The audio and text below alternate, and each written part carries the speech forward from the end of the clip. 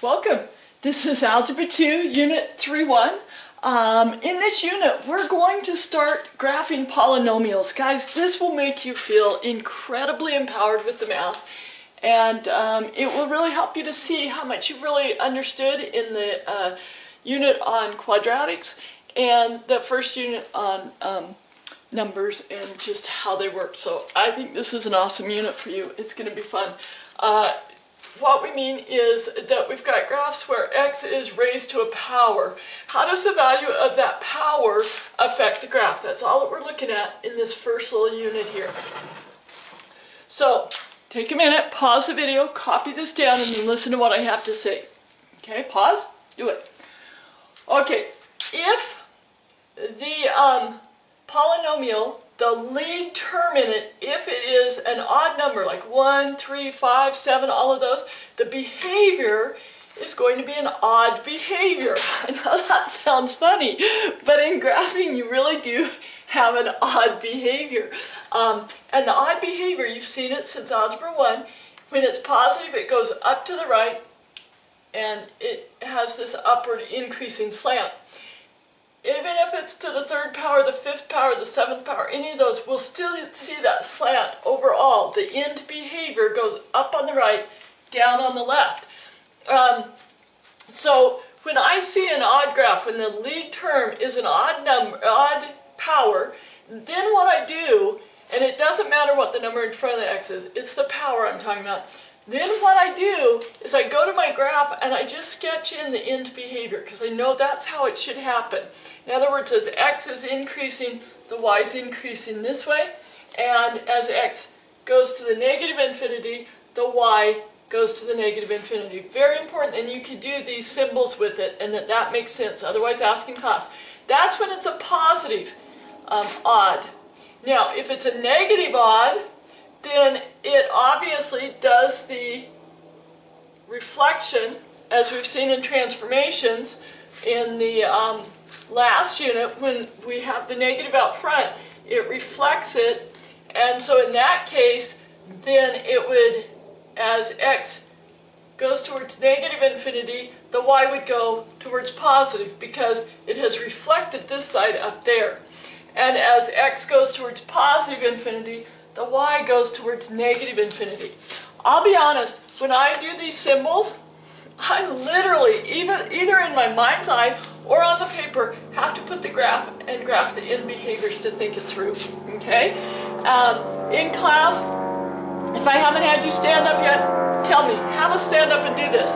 But I have you stand up, and for positive, you raise the right hand because it's going up towards the right. For negative, you raise the left hand because it's going up towards the left, and you get some muscle memory with that, and it's fun too.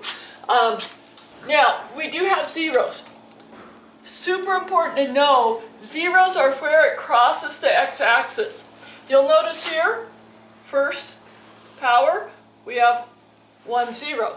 Here, third power, we could have up to 3 zeros. That is a pattern that you will see.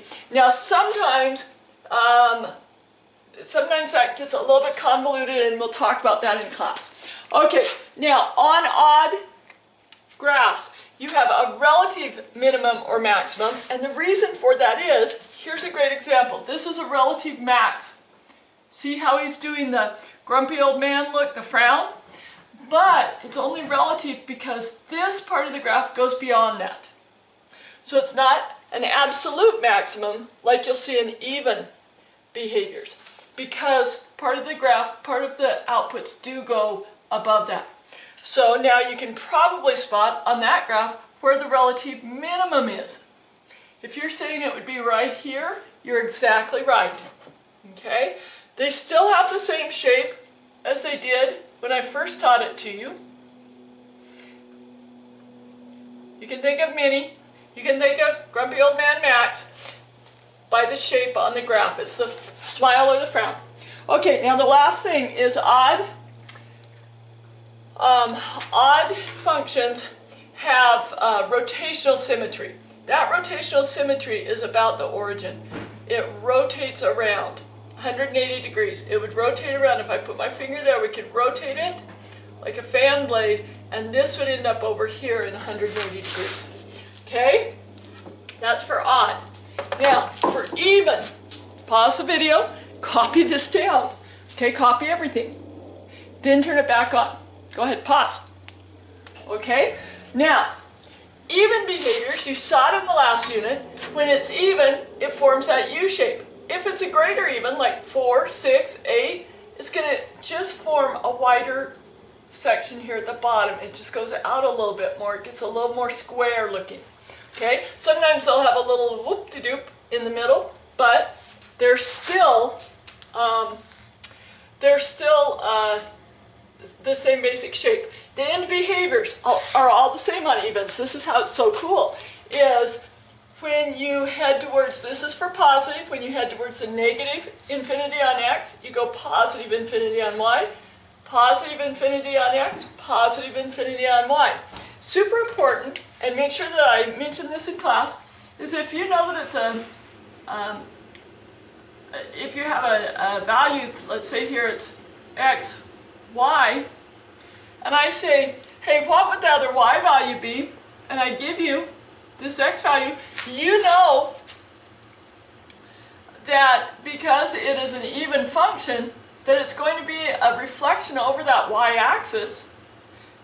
All even functions reflect over the y-axis, so you know it's that y value just with the negative.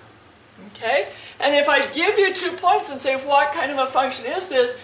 If you see that, you should be able to say, oh, that would be an even function. Because think about it over here on these, you would have the x, y value, but then the reflection of that one would be a negative x of that value and a negative y of that value. See, it's a rotational symmetry there. Here it's across just the y-axis. Okay? If that doesn't make sense, ask in class. We'll do a few of those. Okay, on a negative even, obviously the u is going to be going down this way. As x approaches negative infinity, y approaches negative infinity. As x approaches positive infinity, y approaches negative infinity. Okay, so it's the u going down or the u going up. There are zeros. We count this, and that's how I said on the last one, on the odd, that it can get a little bit convoluted. When the parabola touches and goes tangent to the x-axis, we count that as 2. The other way that this could occur is you could have a parabola that actually crosses in 2 places. Now you can have them where they're high on the graph and they don't touch, but you could have up to 2 zeros. You can't have beyond that. Okay?